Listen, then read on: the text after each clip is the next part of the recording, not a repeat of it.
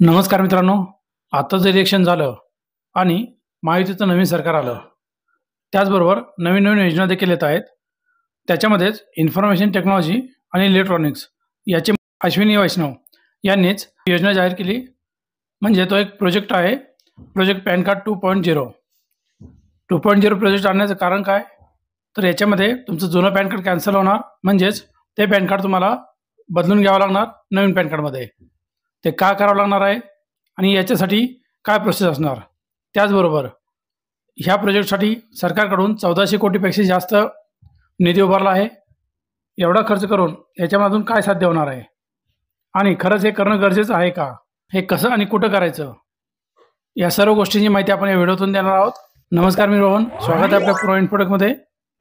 चला तर एक पूर्ण माहिती जाणून घेऊया. जसं की 25 नोव्हेंबरला अश्विनी वैष्णव यांनी जाहीर केलं पॅन कार्ड प्रोजेक्ट 2.0. याच्यातून तुमचं जुनं जे पॅन कार्ड असणार आहे ते पूर्णपणे बदलून मिळणार आहे. नवीन डिजिटल स्वरूपात पॅन कार्ड येणार आहे. त्याच्यामध्ये तुम्हाला हार्ड कॉपी कॅरी करायची गरज नाही आहे. त्याचबरोबर ह्याचा जो QR कोड असणार आहे, जसं आधार कार्डला QR कोड पहिल्यापासून आहे आणि तुम्ही आत्ता पॅन कार्ड जे नवीन काढतात तुम्ही बघितलं असेल त्याला देखील QR कोड येतो आहे. त्याचप्रमाणे जुने पॅन कार्ड जे असतील, ज्यांनी अपडेट नसेल केलं, त्यांच्यासाठी प्रोजेक्ट 2.0 हे कंपल्सरी असणार आहे. ज्यांनी नवीन काढलेत त्यांना गरज नाही लागणार. त्याचबरोबर याच्यात भरपूर चेंजेस देखील करणार आहेत. जसं की 1972 पासून पॅन कार्ड सुरू केलं होतं. तेव्हापासूनचे PAN card black and white स्वरूपात होते पहिले, नंतर कलरमध्ये आले, ब्ल्यू कलर. ब्लॅक अँड व्हाईटचे पॅन कार्ड आत्ता देखील काही लोक, ज्येष्ठ लोक वापरत आहेत. त्यांनी अजून चेंज केलेलं नाही आहे. त्यांच्यासाठी तर कंपल्सरी असणारच आहे. यासोबतच आधार पॅन लिंक हे देखील मुद्दा त्याच्यात महत्त्वाचा आहे. जसं की आता 99% लोकांचे आधार पॅन लिंक झालेले आहेत. क्वचित लोकांचे आधार पॅन लिंक पेंडिंग असतील, त्यांना ₹1000 पेनल्टी भरावी लागते. आता तुम्ही म्हणाल हा नवीन प्रोजेक्ट आणला, इथून पॅन कार्ड बदलायचं, म्हणजेच पॅन कार्डला परत तुम्हाला खर्च येणार आहे. तर अजून त्याचं डिक्लेअर नाही केलेलं खर्च किती येणार, परंतु प्रोसेस जी आहे पूर्णपणे ऑनलाईन प्रकारची असणार आहे. ज्याच्यातून तुम्ही NATL, UTI आणि इन्कम टॅक्स डिपार्टमेंट या तिन्ही माध्यमातून ते पॅन कार्ड काढू शकताय. जसं तुमचं जुनं पॅन कार्ड तुमच्याकडे असणार आहे आणि नवीन काढलं. आता एक प्रश्न येतो की नवीन पॅन कार्ड काढलं तर जुनं बंद होणार का, तर तसं नाही आहे. तुमचं पॅन कार्ड जुनं आहे ते चालूच असणार, म्हणजेच त्याचा जो पॅन नंबर आहे तो तोच असणार आहे. तुम्ही जरी कन्वर्ट करून घेतलं पॅन कार्ड तरी त्याचा पॅन नंबर चेंज नाही होत. पॅन नंबरचे फॉर्मॅट आहे, पहिले 5 नंबर आहे ते अल्फाबेट असतात, 4 नंबर हे डिजिट असतात, न्यूमरिक डिजिट, आणि लास्ट नंबर असतो तो अल्फाबेट असतो परत एक. असं एक 10 नंबरचं कॉम्बिनेशन असलेलं पॅन कार्ड असतं.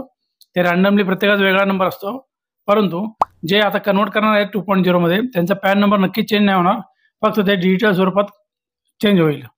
जसं आता बँकेमध्ये गेलं तुम्ही किंवा कुठल्याही कामाच्या ठिकाणी गेलं तर तुम्ही जर पॅन कार्ड झेरॉक्स दिली तर ओरिजिनल देखील मागतात. तसंच पॅन कार्डचे PDF पण तुम्ही जरी स्मार्ट कार्ड बनवून घेतलं तरी देखील ते ओरिजिनल मागणी करतात. स्मार्ट कार्ड अलाउड नाही असं म्हणतात. परंतु या प्रोजेक्टच्या माध्यमातून पॅन कार्डचे QR कोड असं मिळणार आहे तुम्हाला पॅन कार्डवर, जो स्कॅन केलं तर ते ओरिजिनल आहे का नाही व्हेरीफाय होणार आहे. म्हणजे डुप्लिकेट पॅन कार्ड बनवणं यातून बंद होणार आहे.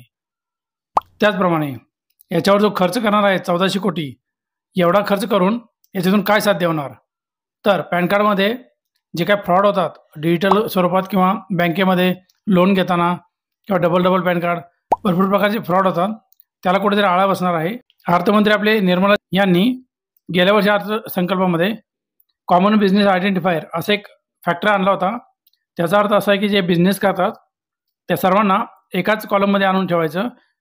एकाच कॉलम म्हणजे एक आयडेंटिटी त्यांची बनवायची, ज्याच्यातून प्रत्येकाला ते बिझनेस ट्रॅक करणं आणि बिझनेस करणं देखील सोपं जाईल. त्यातलेच एक महत्त्वाचा मुद्दा म्हणजे हा पॅन कार्ड 2.0 हा प्रोजेक्ट आहे, ज्याच्यातून बँक आणि फायनान्शियल जे आहेत डिपार्टमेंट, त्याचप्रमाणे टॅक्स पेअर, इन्कम टॅक्स, या सर्वांमध्ये हे पॅन कार्ड ट्रॅक होणार आहे. प्रत्येक तुमची गोष्ट त्या QR कोडच्या माध्यमातून ट्रॅक होणार आहे. आता तुम्ही पॅन कार्ड बघताय, पॅन कार्ड एक प्रकारचं नाही आहे फक्त, म्हणजे आपल्या माणसाचं पॅन कार्ड नाही बनत. पॅन कार्डचे 10पेक्षा जास्त प्रकार आहेत, तब्बल 11 प्रकार आहेत. त्याच्या म्हणजे इंडिव्हिज्युअल आपण मायनर पॅन कार्ड आहे, 18+चं पॅन कार्ड आहे, हे आपल्यासाठी झालं. त्याचप्रमाणे प्रोप्रायटरशिप, पार्टनरशिप, असोसिएशन ऑफ पर्सन, एखादं बचत खातं असेल किंवा कुठली कंपनी असेल, प्रायव्हेट लिमिटेड, असे वेगवेगळ्या प्रकारचे पॅन कार्ड आहेत.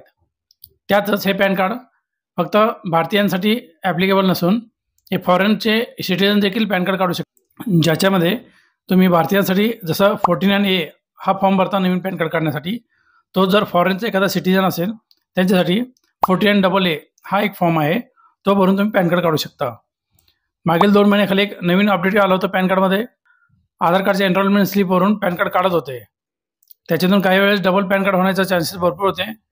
त्याला आळा बसवण्यासाठी तो एक ऑप्शन मागील 3 महिन्यापासून कॅन्सल केला आहे सरकारकडून, इन्कम टॅक्स डिपार्टमेंटकडून. त्या ऑप्शनच्या ठिकाणी म्हणजेच फॉर्ममध्ये तो जो ऑप्शन होता एनरोलमेंट नंबर टाकण्याचा जिथे आधार कार्ड नाही आहे, तो ऑप्शन त्यांनी गायब केला आहे.